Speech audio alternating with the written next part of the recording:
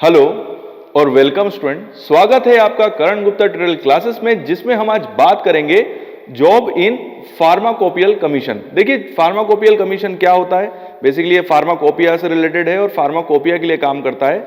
उसमें निकलने वाली डिफरेंट पोस्ट के ऊपर हम बात करेंगे और ये बात करेंगे कि इसका क्या सैलरी स्ट्रक्चर होता है, यहाँ की सिलेक्शन की क्या प्रोसेस होती है और साथ में मेरी टिप। तो चलिए स्टार्ट करते हैं और बात करते हैं जॉब इन फार्माकोपियल कमीशन। तो चलिए स्टार्ट करते हैं और बात करते हैं जॉब इन फार्माकोपियल कमीशन की। जैसे कि आप जानते हैं कि इंडिया में जो हमारा फार्माकोपियल कमीशन होता है वो भारत के स्वास्थ्य विभाग के अंतर्गत काम करता है। ये हेल्थ मिनिस्ट्री के अंदर आने वाला एक विभाग है। तो सीधी सी बात है, ये जो जॉब होगी ये सेंट्रल इंडिया मतलब सेंट्रल मिनिस्ट्री के अंदर में आएगी, या कि नॉर्मल वर्ड में हम कह सकते हैं कि सेंट्रल की जॉब है। बट मैं आपको इसके बारे में बताने से पहले मैं एक चीज आपको बता दूं कि इंडियन फार्माकोपियल कमीशन में मिलने वाली जो ज्यादातर जॉब्स हैं वो कॉन्ट्रैक्ट बेसिस पे होती हैं। मतलब यहां पर ये जो आपको जॉब मिलेगी ये परमानेंट बेसिस पे नहीं मिलेगी, ये कॉन्ट्रैक्ट बेसिस पे मिलेगी। मतलब एक पर्टिकुलर टाइम पीरियड पे आपको जॉब करनी है, उसके बाद आपको यहां पर फ्री कर दिया जाएगा। तो अभी अक्टूबर 2020 में जो अभी एक जो जॉब निकली थी, मैं उसी के रेफरेंस का यूज करके आपको इस जॉब के बारे में बताऊंगा, इसका सिलेक्शन क्राइटेरिया बताऊंगा, जिससे आने वाले टाइम पे जब ये पोस्ट निकलेगी या आप इन फार्माकोपियल कमीशन में काम करना चाहते हैं तो आपको एक प्रॉपर गाइडेंस मिलेगा और आप बिल्कुल तैयार रहेंगे।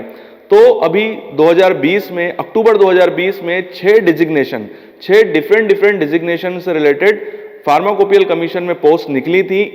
ये पोस्ट क्या थी, सो पहले तो ये डेजिग्नेशन क्या थे, कितनी पोस्ट थी, क्या सैलरी थी और क्या क्राइटेरिया मांगा गया था इसके लिए, उसकी सारी जो इंफॉर्मेशन है मैं उस साइड में आपको दे देता हूं क्योंकि काफी लंबा वीडियो हो जाएगा।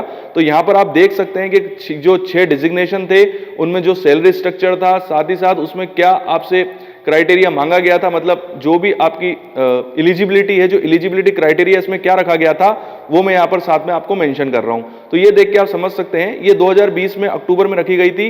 जो ये कॉन्ट्रैक्ट बेसिस था ये 10 महीने का था। मतलब ये जो पोस्ट थी, ये जो वर्क, जो अगर आपका सिलेक्शन हो जाता है तो आपको केवल 10 महीने ही यहाँ पर काम करना था। उसमें भी एक चीज यहाँ पर इंपॉर्टेंट थी कि इन 10 महीनों के अंदर भी अगर आपका वर्किंग जो है वो सेटिस्फैक्टरी नहीं होता है तो आपको उसी टाइम टर्मिनेट कर दिया जाएगा। मतलब यहां पर किसी भी टाइप का आपको नोटिस नहीं दिया जाएगा, ये पहले ही एप्लीकेशन के अंदर इन्फॉर्म कर दिया गया था।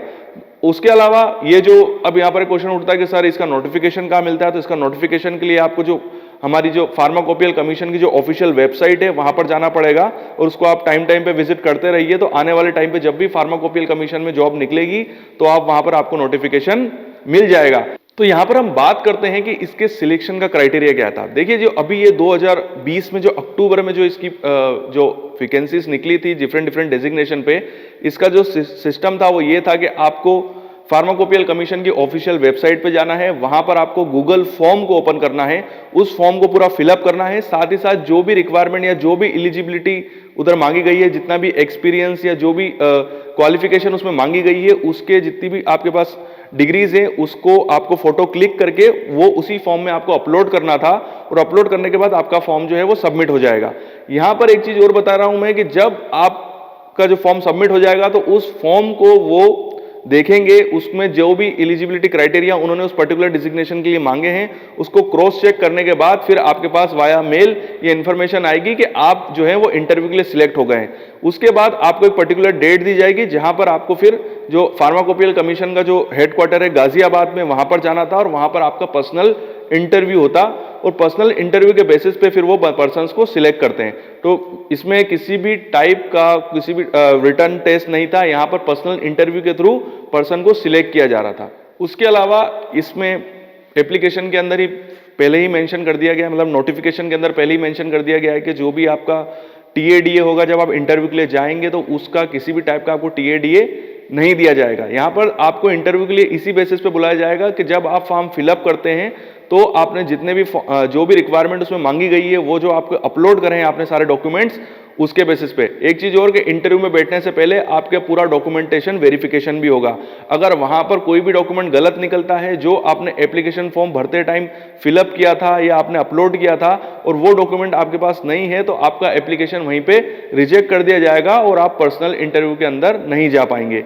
इसके अलावा मैं एक चीज आपको बता दूं कि पिछले सालों से मतलब कई सालों से फार्माकोपियल कमीशन के अंदर परमानेंट जॉब्स बहुत काफ़ी कम निकलती हैं। ज़्यादातर वहाँ पर जो भी जॉब्स निकलती हैं वो कॉन्ट्रैक्ट बेसिस पे ही निकल रही हैं। होता यह है बेसिकली कि हमारी जो फार्माकोपियल कमीशन है उनके पास गवर्नमेंट के काफ़ी डिफरेंट प्रोजेक्ट्स आते हैं और उन प्रोजेक्ट्स के लिए उनको पर्सन्स की रिक्वायरमेंट होती है। बट उनको ये बात पता होती है कि ये जो प्रोजेक्ट्स जब खत्म हो जाएगा तो हमको उन पर्सन्स की बिल्कुल भी रिक्वायरमेंट नहीं होगी। तो उस बेसिस पे वो डिफरेंट टाइम पे जब भी उनके पास प्रोजेक्ट्स आते हैं और जितने लोगों की उनकी जरूरत होती है उस हिसाब से वो उनकी भर्तियां करते रहते हैं, उनको वो सिलेक्ट करते रहते हैं एक पर्टिकुलर टाइम पीरियड के लिए। तो इसी बेसिस पे यहाँ पर फार्माकोपियल कमीशन के अंदर ये पोस्टिंग होती है और आपको टाइम पे इसकी वैकेंसीज जो है वो निकलती रहती है।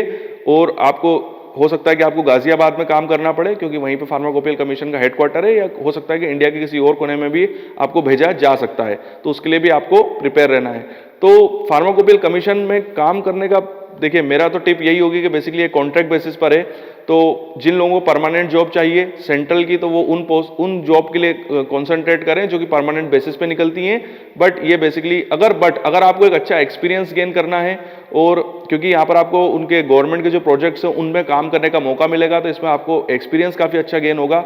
आप चाहें तो अगर आप कोई टीचिंग लाइन के अंदर हों तो भी आप यहाँ पर जा सकते हैं। बट फिर यही है कि आपको यहाँ पर रिजाइन दे के फिर आपको 1 साल या 10 महीने के लिए वहाँ पर जाना पड़ेगा और वापस फिर रिज्वाइन करना पड़ेगा। तो आपको हो सकता है कि उस प्रोजेक्ट के अंदर आपको काफ़ी चीज़ सीखने का मौका मिले, तो आप वो लोग वहाँ पर जा सकते हैं। बट मैं फ्रेशर्स को मैं इसकी राय नहीं दूंगा क्योंकि बेसिकली कॉन्ट्रैक्ट बेसिस पे है। तो फिर जब इसका कॉन्ट्रैक्ट खत्म हो जाएगा तो फिर आपको फ्री कर देंगे। तो बस यही मेरी राय थी। उसके अलावा ये वीडियो आपको कैसा लगा कमेंट्स बॉक्स में मुझे ज़रूर बताइएगा।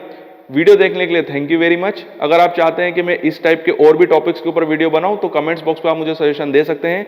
और आपके उज्जवल भविष्य की कामना करता हूं और यूं ही बने रहिए मेरे साथ। अगर आप भी इन इंस्ट्रूमेंट्स पे ट्रेनिंग करना चाहते हैं तो you are most welcome in our institute. हमारा पता और ईमेल आईडी मैंने नीचे दिया हुआ है, तो यहां पर आप मुझे मेल कर अपनी इंफॉर्मेशन, अपने कॉन्टेक्ट नंबर मुझे सेंड कर सकते हैं। और साथ ही साथ हमारे पास कौन कौन से इंस्ट्रूमेंट्स है तो उसकी लिस्ट में आपको साइड में सेंड कर रहा हूं। तो यहां पर आप देख सकते हैं कि हम किस किस टाइप के इंस्ट्रूमेंट्स में ट्रेनिंग कराते हैं। और अगर आप कोई मास्टर डिग्री कर रहे हैं, कोई पीएचडी कर रहे हैं या किसी भी प्रोजेक्ट वर्क से जुड़े हुए हैं और अगर आपको किसी इंस्ट्रूमेंट्स की रिक्वायरमेंट है और वो इंस्ट्रूमेंट आपके पास नहीं है तो हम साथ ही साथ कंसल्टेंसी सर्विस भी प्रोवाइड कराते हैं। तो उससे रिलेटेड भी अगर आप कोई भी इंफॉर्मेशन जानना चाहते हैं तो आप मुझे मेरे पर्सनल मेल आईडी पे मेल कर सकते हैं। नीचे मैंने अपना मेल आईडी दिया हुआ है।